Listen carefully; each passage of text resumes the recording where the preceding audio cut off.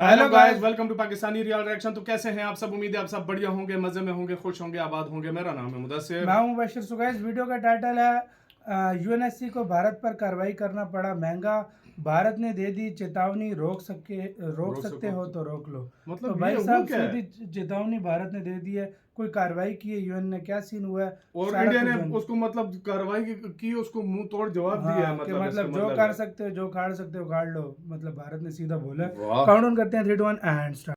दोस्तों, अभी तक भारत की तरफ से पाकिस्तान, तुर्की, अजरबैजान और बांग्लादेश के खिलाफ कार्रवाई की जा रही थी, लेकिन अब एक बेहद शॉकिंग और इंटरेस्टिंग खबर आ रही है। इस बार भारत ने यूनाइटेड नेशन से भिड़ने का मन बना लिया है और यूनाइटेड नेशन के द्वारा भारत के ऊपर इंक्वायरी हाल ही में बैठाई गई थी, लेकिन इसके बाद भी भारत खुलकर अब बड़े कदम उठा रहा है।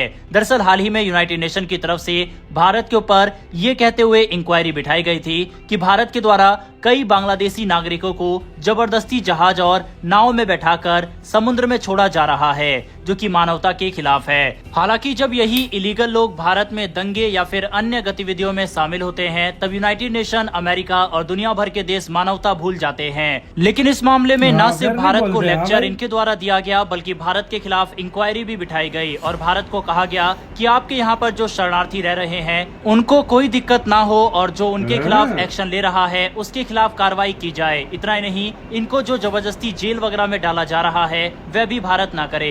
ये सभी बातें यूनाइटेड नेशन की तरफ से भारत को कही गई थी, लेकिन अब भारत सरकार की तरफ से ऐसा कदम उठाया गया जिसने ये साबित कर दिया कि भारत अपनी आंतरिक सुरक्षा से समझौता नहीं कर सकता, फिर चाहे उसके लिए यूनाइटेड नेशन से ही क्यों ना भिड़ना पड़ जाए। अब वक्त आ गया है कि अवैध रूप से रह रहे बांग्लादेशी नागरिकों के खिलाफ भारत अपनी नीति को केवल कागजों तक ही सीमित ना रखे, बल्कि जमीन पर एक्शन लिया जा रहा है और वो भी पूरी ताकत और संकल्प के साथ। सबसे पहले नजर डालते हैं दिल्ली के उस इलाके पर जहां से ये नई कार्रवाई शुरू हुई। साउथ ईस्ट दिल्ली का तैमूर नगर एक समय था जब यहाँ बिहार और यूपी से आए मजदूर रहा करते थे, लेकिन धीरे धीरे इसकी डेमोग्राफी पूरी तरह से बदल गई। आज यहाँ की 75% आबादी मुस्लिम है, जिसमें बड़ी संख्या अवैध रूप से रह रहे बांग्लादेशी नागरिकों की है। दिल्ली विकास प्राधिकरण यानी DDA ने दिल्ली हाईकोर्ट के आदेश पर यहाँ की अवैध कॉलोनियों पर बुलडोजर चला दिया है और ये कोई सामान्य डिमोलिशन नहीं था, यह एक सख्त संदेश था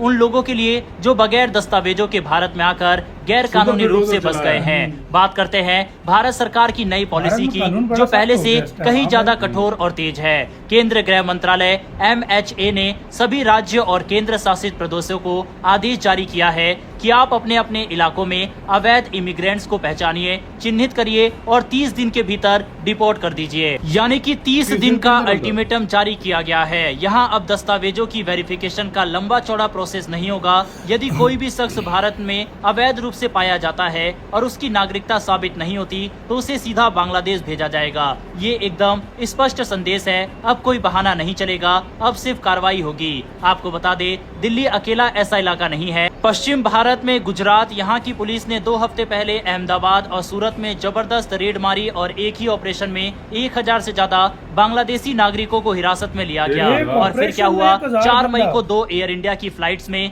कुल 300 बांग्लादेशी नागरिकों को वापस भेजा गया। इनमें बड़ी संख्या में महिलाएं और बच्चे शामिल थे और गौर कीजिए, इनमें से किसी के दस्तावेज नहीं थे। मतलब अब वेरिफिकेशन का इंतजार नहीं किया गया। अब सवाल ये उठता है कि क्या भारत की ये नीति बांग्लादेश के साथ रिश्तों को बिगाड़ सकती है? तो देखा जाए तो भारत और बांग्लादेश के रिश्ते ऑलरेडी काफी बिगड़े हुए हैं। हाल ही में बांग्लादेश सरकार ने एक बार फिर से एक ऐसा नक्शा जारी किया था जिसमें भारत के नॉर्थ ईस्ट के हिस्सों और पश्चिम बंगाल को ग्रेटर बांग्लादेश में शामिल दिखाया गया। यह कोई पहली बार नहीं था, पिछले साल दिसंबर में भी यही हरकत की गई थी। अब भले ही भारत सरकार की कार्रवाई और इस नक्शे का कोई सीधा लिंक ना हो, लेकिन ये बात साफ है, जब एक पड़ोसी देश इस तरह की भड़काऊ हरकत करता है तो भारत की नीति भी अब रेस्पॉन्सिव और प्रोएक्टिव हो गई है। हो सकता है कि अब आप सोच रहे हो कि क्या ये लीगल है? क्या दस्तावेजों के बिना किसी को डिपोर्ट करना कानूनन सही है? क्या UN इस मुद्दे पर भी दखल देगा? तो इसका जवाब भी सरकार ने दे दिया। जब बात देश की सुरक्षा और डेमोग्राफिक बैलेंस की हो तो सरकार के पास पर्याप्त अधिकार होते हैं कि वह अपनी पावर्स का इस्तेमाल करे और दिल्ली हाईकोर्ट ने भी इस बात पर मुहर लगा दी है कि यमुना के किनारे बने ये अवैध ढांचे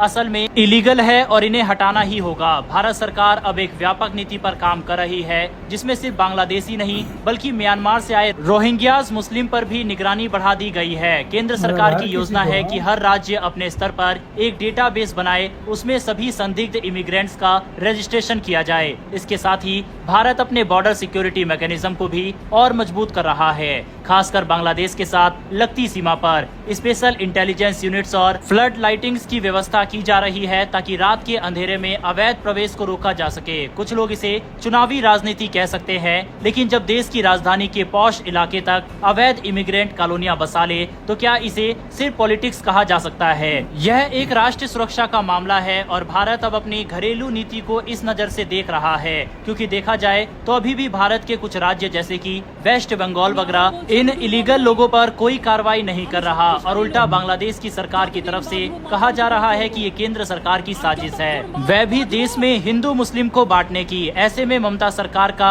इनको सपोर्ट करना भारत के लिए काफी घातक हो सकता है। आपको बता दें, ममता बनर्जी का काफी सारे वोट यहीं से आते हैं और अब अगले साल वेस्ट बंगाल में चुनाव भी होने हैं। ऐसे में ममता बनर्जी के द्वारा इन लोगों से सहानुभूति जताई जा रही है और इसे एक पॉलिटिकल मुद्दा बनाने की कोशिश की जा रही है, जिससे उन्हें चुनाव में फायदा हो। इसी वजह से अभी तक उनकी तरफ से कोई भी कार्रवाई इन लोगों के खिलाफ नहीं की गई है और इसे बस भाजपा की साजिश करार दिया गया है। रही बात यूनाइटेड नेशन की, तो भारत के एक्शन ने साफ कर दिया है कि हमें फर्क नहीं पड़ता, आपकी इंक्वायरी और इन्वेस्टिगेशन से हमें जो करना है हम वो करेंगे और खुलकर करेंगे।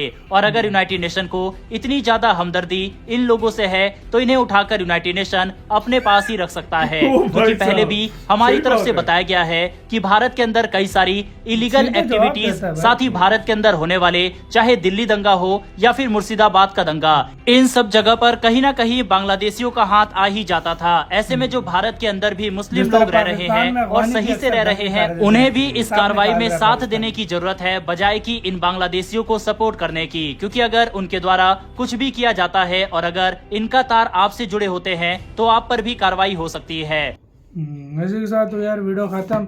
यार भारत ने सीधा बोला भाई तुम छोटे मोटे देश को डरा सकते हो, यूएनएससी जो है मतलब छोटे मोटे देश को यूएनएससी बोल रहा है जैसे सारे उसने पाले हुए हैं। वही ना, यूनाइटेड नेशन जो है वो छोटे मोटे देश को डरा सकता है। यार देखो सीधी सी बात है, ये इंडिया है यार, इंडिया है, क्योंकि नेशनल सिक्योरिटी सबसे पहले होती है, क्योंकि अगर उनको अपना देखना होता है। पाकिस्तान में कुछ दंगे हो जाते, पाकिस्तान में भी इस तरह ये अफगानियों पे क्यों एक्शन लिए गए, काफी दंगे होते थे, बहुत ज्यादा रोले होते थे, मतलब ये उनमें सबसे आगे ये लोग होते थे, तो फिर जाहिर बात है पाकिस्तान ने भी निकाले।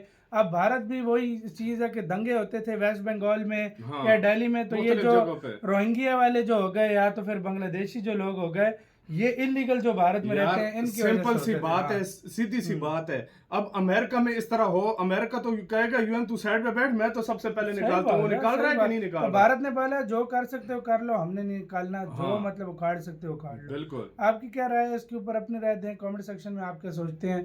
अपना बहुत ज्यादा ख्याल रखना तो यार।